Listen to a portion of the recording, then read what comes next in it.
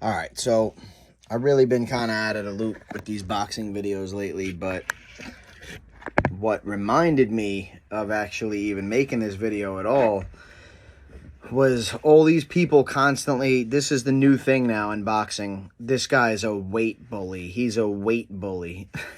Fucking, what are you guys saying, bro? This is the only sport in the fucking world. Well, I guess wrestling and shit like that, but this is one of the only sports in the world where nothing else matters. You could be as tall as you want. You could have as long arms as you want. You could be as fat as you want, as skinny as you want. The only thing that matters is that when you guys weigh in, you weigh the same amount or under a certain limit. So to me, right away, the whole thing is retarded. You're a weight bully? What does that mean? Oh, well, he's walking around at 190 pounds and then he's cutting down to 168. You understand, like, everybody's doing that, right, bro? You know that the guys that are fighting at 168 aren't walking around at 168, right? I'm not a professional fighter. When I signed up for the Golden Gloves in December, I weighed 165 pounds. And I fought in February and weighed 147 pounds. Am I being a weight bully? No. You just put yourself in better shape and better fighting condition. Everybody has the exact same opportunity to do the same thing. So if he's being a weight bully, right, then you're telling me that the guys that are at 168 really shouldn't be at 168. They could be fighting at 160 or 154 and just beating up smaller guys, right? The reason that people like whoever you want to say, Caleb Plant, certain people, right? The reason that these guys don't just magically decide, hey, you know what? I want to be a weight bully. I'm going to go down to the next weight class and beat up a bunch of smaller guys. It doesn't fucking work like that, bro. When you lose that much weight, especially in that amount of time, you weaken yourself. That's the whole cat and mouse game of this whole thing, right? Like, and you could say this about anything. This is why they call boxing the sweet science. You could turn around and say, well, this guy has 7 inches of reach, so he's going to win the fight. Well, not necessarily. He's only going to win the fight if he knows how to use his jab and he knows how to use his feet and he knows how to fight tall and maintain distance, right? If he doesn't know how to do that and the guy that he's fighting is very good at slipping and is a power puncher and slips his way past the long arms and lands a big clean shot, if it's a power puncher versus a tall, skinny dude that maybe doesn't have a great chin, he's going to go out early. So the fact that his arms are longer, you can't say, oh, he's a bully. He's just fighting guys with shorter arms than him. Like, bro, come on, man. Everybody has different attributes. This guy's tall. This guy's short. This guy's fast. This guy's strong. This guy's big. This guy punches hard. This guy's got heavy hands. This guy doesn't hit hard, but he's very physically strong. This guy doesn't ever get tired. This guy's ring IQ is super high, right? Everybody's got all different things, bro, and you bring that shit to the table. So you can't tell me David Benavidez doesn't feel better at 175 pounds than he does at 168 pounds. It's just that he's capable of cutting down to 168 the same way that the other people that are fighting at 168 are comfortable cutting down to 168. If they were comfortable cutting down to 160, that's probably what they would do. I could have went down to 141 for my Golden Gloves fight. I don't like the way I feel at 141 pounds. I could have got there. And I could have fought some smaller people, even though they really wouldn't have been smaller. They would have just been people that cut weight the same way that I did. But, you know, you try to find your sweet spot. You try to find a spot where maybe you are bigger than most of the other people, but you still feel good. Or maybe, you know, you don't feel great, but you have such a size advantage that, you know, you're feeling 50% and you're still able to pull off a win. Or you could go to the next weight class and feel 100%, but you're fighting a bigger, stronger guy. So, yeah, you feel better, but you're fighting a bigger, stronger guy. It doesn't really matter, bro. And I'm not trying to sit here and say that weight doesn't matter. Weight matters. That's why they have weigh-ins at fights. But I don't know, bro. This weight bully shit, this robbery shit, all this, there's so many terms that are just constantly thrown around. And people either don't know what they're talking about or they're not really thinking about the words that are coming out of their mouth or whatever the case is. But, yeah, this weight bully shit is corny, bro. Like, they're weighing in at the same weight. He's not a fucking weight bully. He weighed 168 pounds. Oh, well, he's ballooning back up to 180 the next day. All right. I mean, does that benefit him? Yeah, of course. Okay, cool. Tell the other guy that he's fighting to hydrate back up to 180 then too. If it benefits, right? Why doesn't the other guy just balloon up to 180 if it benefits? It's not as simple as that, bro. It's not as simple as having 3 or 4 pounds on somebody means you're going to win a fight. So yeah, let's stop with that nonsense. You want to come up with a different excuse or a different thing to say, that's fine. But this weight bully shit is fucking stupid. It's the only thing in the fucking sport that you can't get away with. You can't just come in and, weigh 180 and your opponent weighs 140 and fuck it, it's all good. That's not the way this shit works, bro.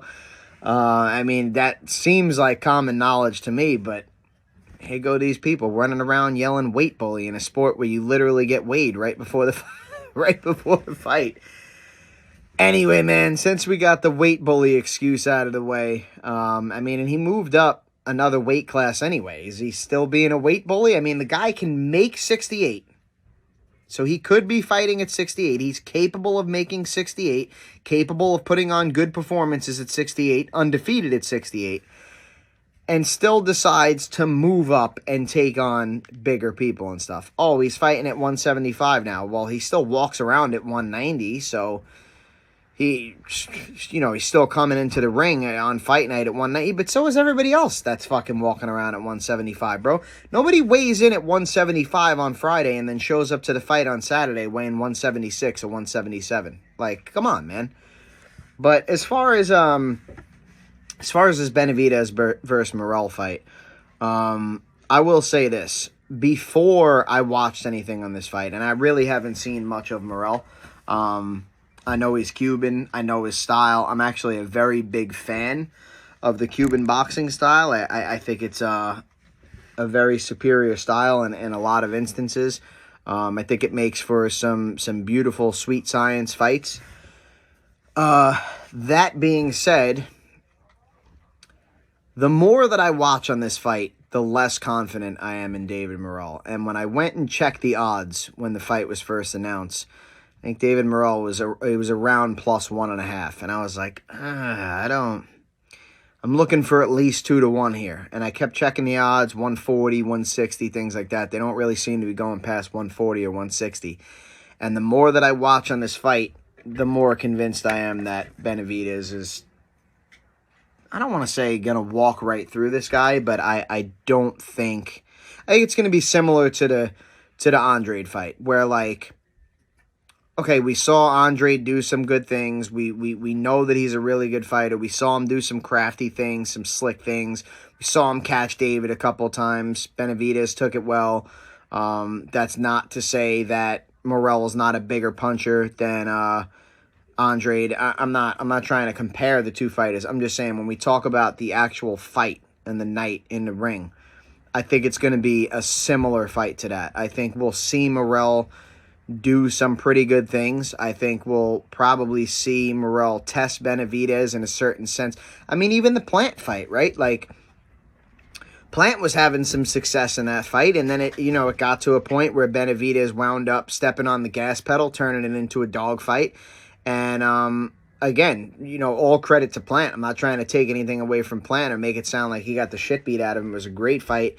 Plant showed incredible heart, but I mean, it became clear in the second half of that fight that Benavidez was, clearly winning that fight. And I think, the same thing with Andrade, and he eventually wound up stopping Andrade.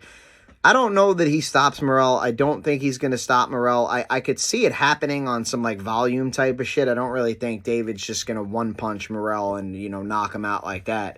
I could see a stoppage happening. I think it will be in the second half of the fight if it does, and I think if there's a stoppage that it will be Benavidez stopping Morrell, but I think it's going to go to a decision. I think it's going to be one of those, 8-4. Oh, look at this cutie back there. It's going to be one of those 8-4. Hey, girl, you want to weigh in with your prediction? Sure. Who are you picking, David Benavidez or David Morrell? The battle of the Davids, even though neither one of their first names is David.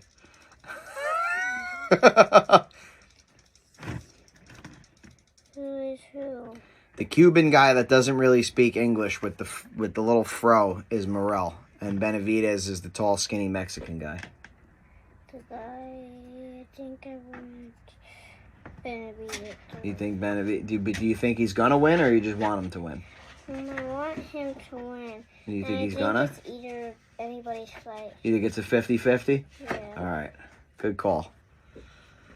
It's right over there. So yeah, I don't think this fight is going to be much different than, you know, any of Benavidez's other fights. I think there will be you know, a couple of moments where we're like, oh shit.